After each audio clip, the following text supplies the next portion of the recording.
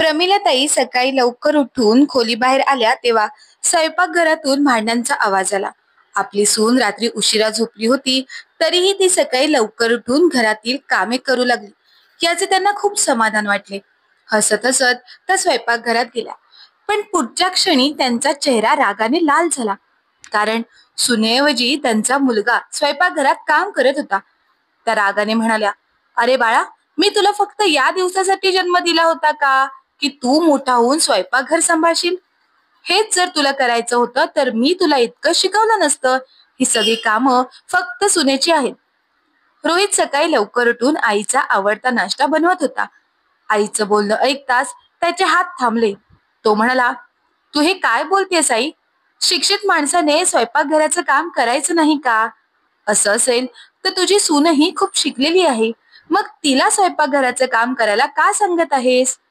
प्रमिलाताई रागाने म्हणाल्या, "मी माझ्या घरात नियम केले आहेत. जे नेहमी घडत आलं आहे तेच होईल. समजले का? मला सांग, सुनबाई कुठे आहे, जे तू स्वयंपाकघरात काम करत आहेस?" रोहित चिडून म्हणाला, "आई, रात्री उशिरा पाहुणे निघून गेले. त्यानंतर आपण मात्र झोपायला गेलो. पण तिने मात्र स्वयंपाकघर साफ केले, भांडी धुतली, संपूर्ण स्वयंपाकघर नीटनेटकं केलं. त्यामुळे तिला झोपायला उशीर झाला. म्हणून मी तिला सकाळी थोडा वेळ जास्त झोपू दिले. तिची झोप पूर्ण झाली की ती उठेल." प्रमिलाताई रागाने म्हणाल्या, "सुनांवर खूप जबाबदाऱ्या असतात. त्यांना कमी झोपण्याची सवय असावी. सुनेच्या सवयी तू खराब करू नकोस. जा आणि तिला उठून किचन मध्ये पाठव." आता प्रमिलाताई इतक्या जोरात बोलत होत्या की सुनबाई सारिका त्यांच्या आवाजाने जागी झाली. सासूबाई एवढ्या का ओरडत आहेत असा विचार करत घाबरत घाबरत ती गाऊन मध्येच खोलीतून बाहेर पडली. सुनबाई दिसताच प्रमिलाताई हात जोडून म्हणाल्या, "या महाराणी या, मी तुमची आरती करून स्वागत करते. आणि तू हे काय घालून बाहेर आली आहेस? घरात तुझे सासरे आणि दीर आहेत. तुला अजिबात लाज वाटत नाही का अशा अवस्थेत खोलीतून बाहेर पडताना?"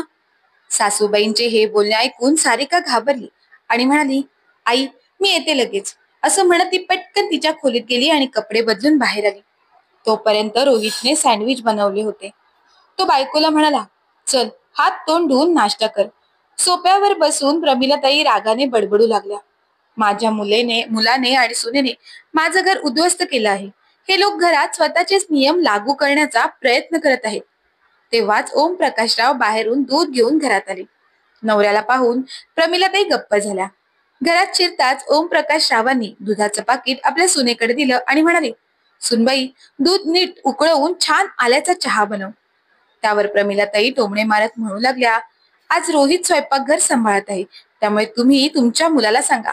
तोच आजकाल सून बनून स्वयंपाकघर सांभाळतोय." ओम प्रकाश रावांनी आश्चर्याने प्रमिलाताईंकडे पाहू लागले. दुधाचे पाकिट घेऊन सून शांतपणे स्वयंपाकघरात गेली. मग ओम प्रकाश रावांनी त्यांच्या पत्नीला फटकारले आणि म्हणाले, "तू कशी बोलत होतीस? रोहित जरी स्वयंपाकघरात काही काम करत असेल तर तू त्याला का टोमणे मारत आहेस? जेव्हा तू स्वयंपाकघरात काम करतेस तेव्हा मी सुद्धा तुला स्वयंपाकघरात मदत करतो. मग मी पण या घरची सून झाली का?" प्रमिलाताई काही बोलायच्या आधीच रोहितने सँडविचची प्लेट आणली आणि ती दोघांच्या समोर ठेवली आणि म्हणाला, "बाबा, आज मी सँडविच बनवलं आहे. खाल्ल्यानंतर सांगा कसा झाला आहे." ओम प्रकाशराव सँडविच कोथिंबीर पुदिन्याच्या चटणीत बुडवून खायला लागले आणि सँडविचचे खूप कौतुक करू लागले. प्रमिलाताई सुद्धा सँडविच खायला लागल्या, पण त्यांच्या चेहऱ्यावरील हावभावावरून स्पष्ट समजत होते की त्यांना रोहितचा खूप राग आला आहे. रोहितने फारसं लक्ष दिलं नाही आणि ऑफिसच्या तयारीला निघून गेला. काही वेळाने तो तयार होऊन बाहेर आला. तोपर्यंत सारिकाने त्याचा टिफिन तयार केला होता. टिफिन घेऊन तो दारात पोहोचलाच होता तेव्हा त्याचा फोन वाजला. त्याने कॉल रिसीव्ह केला.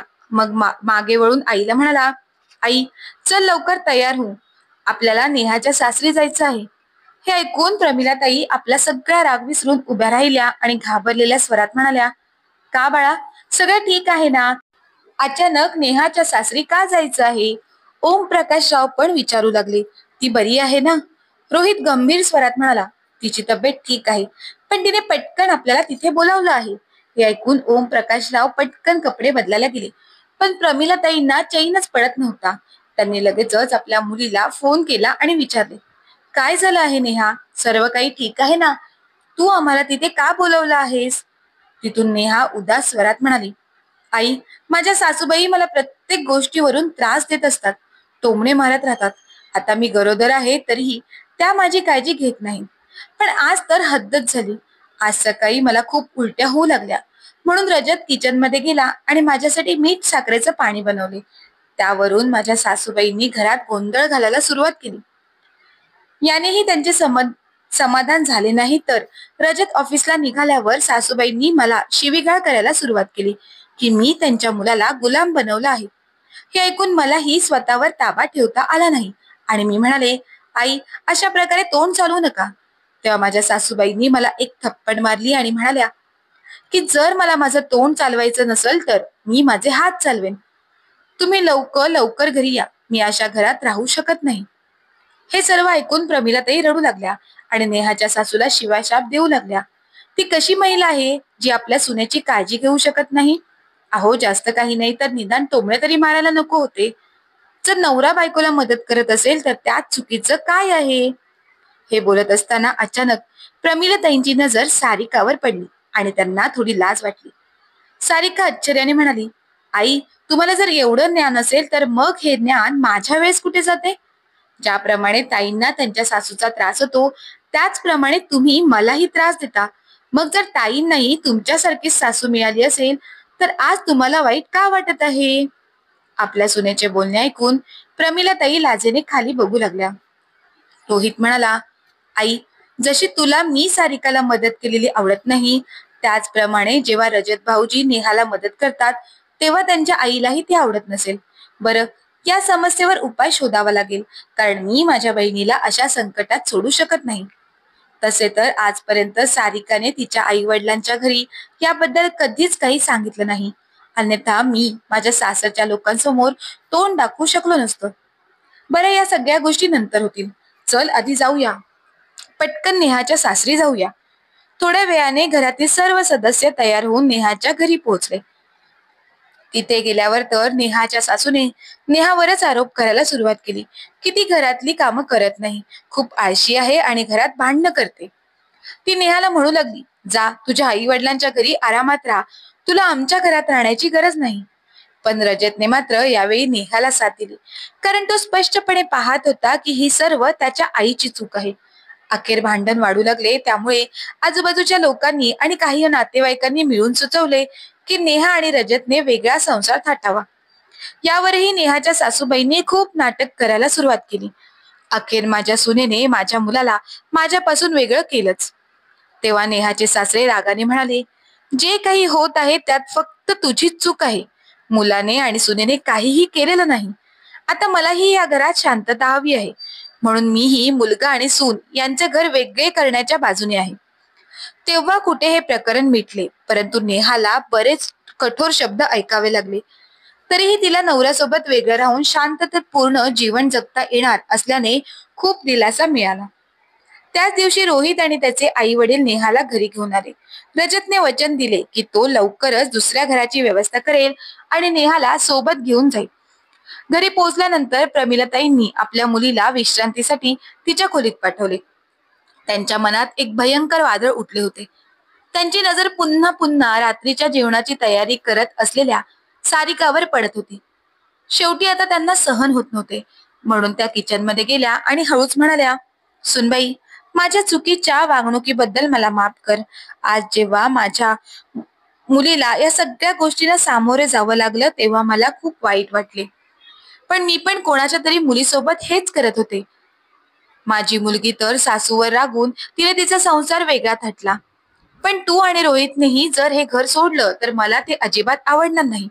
तुमच्याशिवाय मी कशी राहीन? म्हणून मी वचन देते की आजपासून मी तुला कधीच टोमणे मारणार नाही आणि तुझी समस्या समजून घेण्याचा प्रयत्नही करेन.